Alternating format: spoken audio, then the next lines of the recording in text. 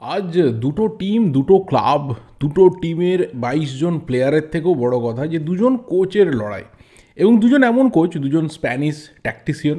একটা সময় master tactician হিসাবে এই দুজনকে একদম ওপরের দিকে রেটিং করা হতো। এখন অনেক কোচ এসে গেছে তাদেরকে কম্পিটিশন দেওয়ার মতো এবং তারা সাকসেসও পাচ্ছে। বাট এই দুজন ইয়াং কোচ প্রায় একই সময়ে দাঁড়িয়ে কিন্তু ইন্ডিয়ান ফুটবলের জার্নিটা স্টার্ট করে। কার্লোস কোয়াদ্রা তার কিছু বছর আগে থেকে অ্যাসিস্ট্যান্ট কোচ হিসাবে আলবার্তো রোকার সাথে কাজ শুরু হয়ে গেছিলো। বাট হেড কোচে মোটামুটি একই সময় থেকে এই দুজনের জার্নিটা চলতে থাকে। এবং তখন যারা আমরা আইএসএলগুলো এনজয় করেছি, ম্যাচগুলো আমরা দেখতে বসেছি, গোয়া এবং বেঙ্গালুরু যখন মুখোমুখি হয়েছে, আমরা দেখেছি যে একটা টান টান উত্তেজক ম্যাচ, যেটা আজকে আমরা বলি যে দেখো মুম্বাই এবং মোহনবাগানের মধ্যে যে উত্তেজনাটা আমরা দেখতে পাই, যে খেলার কোয়ালিটি আমরা এক্সপেক্ট করি, সেটা কোথাও আমরা ওই সময়ে কিন্তু বেঙ্গালুরু এবং গোয়ার খেলার মধ্যে দেখতে পেতাম। দুজন কোচ, তাদের ট্যাকটিক্স, তাদের plan A B C change হওয়া, প্লেয়ারকে প্রপারলি ইউজ করা এবং ফাইনালি দুটো ক্লাবের হয়ে এক্সপেক্টেড রেজাল্ট বয়ে আনা, ট্রফি দেওয়া, একটা সাকসেসের চূড়ান্ত লেভেলে থাকা।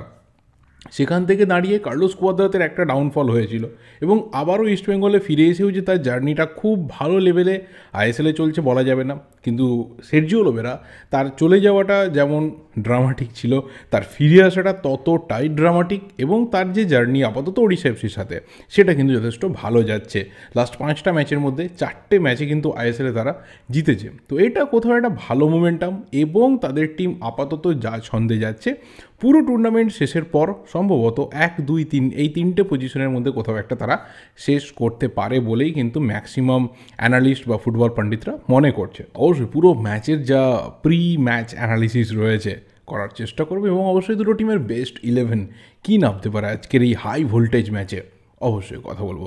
শুরু করব যেটা দিয়ে, সেটা হচ্ছে যে সের্জিও লোবেরা তার ওড়িশা এফসির দায়িত্ব নেওয়া, কার্লোস কোয়াদ্রা তার ইস্টবেঙ্গলের দায়িত্ব নেওয়া। এই সময়টা যারা যারা জানে, যারা সেই সময় দেখেছে, জেনেছে খুব ভালো করে, তারা কিন্তু এনজয় করেছিল যে একটা সময় সের্জিও লোবেরা তার সাথে ইস্টবেঙ্গলের কথাবার্তা চূড়ান্ত হয়ে গেছিলো, তার কাছে কন্ট্রাক্ট পেপার অবধি রিচ করেছে। বাট পরবর্তীকালে ওড়িশা এফসির ঢোকা, তার বাজেট বেড়ে যাওয়া ওড়িশা এফসির, এবং কোথাও যে আস্কিং স্যালারি তার বাড়িয়ে দেওয়া, এবং ফাইনালি সের্জিও লোবেরাকে ওড়িশাতে ল্যান্ড করানো, ইস্টবেঙ্গলের শেষ মুহূর্তে কার্লোস কোয়াদ্রাকে কোচ করে ফিরিয়ে আনা। তো দুজন স্প্যানিশ ট্যাকটিশিয়ানকে আমরা ইন্ডিয়াতে ফিরতে দেখে খুশি হয়েছিলাম যে চলো দুজন সাকসেসফুল কোচ আবার ইন্ডিয়াতে ফিরছে এবং তারা নতুন দুটো দলের দায়িত্ব নিচ্ছে। দেখা যাক এখান থেকে তারা কী করতে পারে।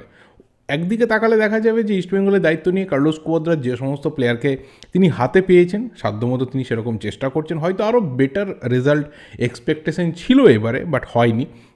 উল্টো দিকে ওড়িশা এফসি, তাদের শুরু থেকে সবাই আমরা একটা ব্যাপারে দেখে দিয়েছিলাম যে সেই পুরনো কিছু প্লেয়ার, সেই ওল্ড এজ হোমের মতো তৈরি করা, এবং সের্জিও লোবেরার চেনা কিছু প্লেয়ারদের নিয়েই তিনি কাজ করতে চাইছেন। তিনি তার যে স্বাভাবিক জোনটা রয়েছে বা তার ন্যাচারাল যে একটা এনভায়রনমেন্ট রয়েছে, সেটা থেকে তিনি বেরিয়ে এসে চ্যালেঞ্জিং এনভায়রনমেন্টে ঢুকতে চান না। এরকম কিন্তু ক্রিটিসিজম তার দিকে আমরা ছুঁড়ে দিয়েছিলাম। বাট আমাদের প্রত্যেকের মুখের ওপর ভাই জবাব দিয়ে দিয়েছেন সের্জিও লোবেরা, এবং তিনি প্রুভ করে দিয়েছেন যে যাদের তিনি সিলেক্ট করেছিলেন তাদের নিয়ে সাকসেস কিন্তু ওড়িশা এফসি এইবারে চরম লেভেলে দেখাতে পারে। সেটা আমরা এফসি কাপে দেখেছি, আপাতত সেটা আমরা আইএসএলে দেখছি। এবার আসা যাক ম্যাচের কথাই, কারণ এই ম্যাচটা ভাই সিরিয়াসলি বলছি হাই ভোল্টেজ হতে যাচ্ছে। জোহরতিতে ম্যাচ, ইস্টবেঙ্গল ওড়িশা, যে ঘটনা বললাম আগেই ছিল, সেটার রেস কিন্তু থাকবে ডিসেম্বর মাসে ইস্টবেঙ্গলের এই লাস্ট ম্যাচটাতে। এবং অবশ্যই এখানে ইস্টবেঙ্গল টিম চাইবে যে একটা হাই নোটে বছরটা শেষ করতে, কারণ এই সিজনের ফুটবলের জার্নিটা ইস্টবেঙ্গলের কিন্তু ডুরান্ড কাপে ভালো হয়েছিল। বাট তারপরে আইএসএলে যতটা দরকার ছিল রেজাল্টের, ততটা কিন্তু ইস্টবেঙ্গল নিয়ে যেতে পারেনি। বাট স্টিল আজকের ম্যাচটা জিতলে কিন্তু টপ 6-এ, মানে সোজা কথায় 6 নম্বর পজিশনে ইস্টবেঙ্গল ঢুকে যাবে। দেখা যাক সেটা কী হয়। আর উল্টো দিকে ওড়িশা এফসি, তারা কিন্তু তাদের ইম্পর্টেন্ট প্লেয়ারকে পাবে না, এটা মাথায় রাখা দরকার। আহমেদ জাহু আজকের ম্যাচে miss because of 4 yellow cards, এটা কিন্তু তার অলরেডি হয়ে গেছে। এবং আজকের এই ম্যাচে সের্জিও লোবেরার সবথেকে নির্ভরযোগ্য প্লেয়ারটা, যে মাঝমাঠ এবং পুরো খেলাটাকে আমি বলবো কন্ট্রোল করে, সেই প্লেয়ারটাকে কিন্তু সের্জিও লোবেরা তিনি আজকে ফার্স্ট 11 বা গোটা ম্যাচে তিনি পাচ্ছেন না। ইস্টবেঙ্গল ডিফেন্সের ক্ষেত্রে অবশ্যই হোসে অ্যান্তোনিও পার্দো এই ম্যাচে ফিরছে। আগের ম্যাচটা সাসপেনশনে ছিল 4টে ইয়েলো কার্ডের জন্য। কিন্তু এখানে ইস্টবেঙ্গলের ক্ষেত্রে যেটা মেন বড় প্রবলেম, দুজন প্লেয়ার, এক হচ্ছে সৌভিক চক্রবর্তী এবং 2 হচ্ছে মহেশ নাওরেম সিং। এই দুজন প্লেয়ার কিন্তু 3টে করে হলুদ কার্ডে রয়েছে। তো কোনো কারণে যদি আজকের ম্যাচে ইয়েলো কার্ড হয়ে যায়, তার মানে নেক্সট ম্যাচ মিস, এবং নেক্সট ম্যাচটা কি না ডার্বি। তো তো সেই ক্ষেত্রে এই দুজন প্লেয়ারকে কিন্তু আজকে পুরো 90 মিনিট সাবধানে খেলতে হবে, কসাস থাকতে হবে। এবং সৌভিকের ক্ষেত্রে একটা ইন্টারেস্টিং আমি স্ট্যাটস বলি, সৌভিক যে 3টে ম্যাচে ইয়েলো কার্ড দেখেছে সেই 3টে ম্যাচে ইস্টবেঙ্গলের রেজাল্ট ছিল গোল শূন্য ড্র, এবং এই 3টে ম্যাচে ইস্টবেঙ্গল আইএসএল এই সিজনে গোললেস ড্রতে শেষ করেছে, এবং এই 3টে ম্যাচে সৌভিক চক্রবর্তীর 3টে ইয়েলো কার্ড রয়েছে। তো সৌভিককে কিন্তু সবার আগে কসাস থাকতে হবে, কারণ ওই পজিশনে সৌভিককে রেগুলার বেসিসে কার্লোস কোয়াদ্রাত ইউজ করছেন, অন্য কাউকে তিনি খুব একটা ইউজ করেননি। এবং কোথাও যদি সৌভিককে ডার্বিতে না পাওয়া যায় সেই ক্ষেত্রে ইস্টবেঙ্গলের জন্য কিন্তু একটা বিরাট বড় ব্লো এসে যাবে। এবার যদি আসি যে দুটো টিমের বেস্ট 11 কী হতে পারে, সেই ক্ষেত্রে সবথেকে বড় ব্যাপার যে ওড়িশা এফসি আগেই বললাম যে আহমেদ জাহুকে পাবে না, তো সেই জায়গাতে ইন্ডিয়ান প্লেয়ার হিসেবে হয়তো লেনি আজকে আসতে পারে। বেস্ট 11 অবশ্যই অমরিন্দর সিং, একইভাবে অমরিন্দরও কিন্তু 3টে ইয়েলো কার্ডে রয়েছে, ইভেন ওড়িশা এফসির পুইটিয়া 3টে ইয়েলো কার্ডে রয়েছে। তো আরও একটা ইয়েলো কার্ড আজকের ম্যাচে তাদের কিন্তু পরের ম্যাচ থেকে ছিটকে দিতে পারে, তো দেখা যাক কী হয়। গোলে অমরিন্দর সিং, রাইট ব্যাকে আমাই রানাওয়াড়ে, লেফট ব্যাকে জেরি লালরিনজওয়ালা, দুজন সেন্টার ব্যাকে আমার মনে হয় যেহেতু আহমেদ জাউ থাকছে না, দুজন বিদেশি সেন্টার ব্যাক দিয়ে আজকে সের্জিও লোবেরা তিনি স্টার্ট করবেন, মুর্তাদা ফল এবং কার্লোস দেলগাডো।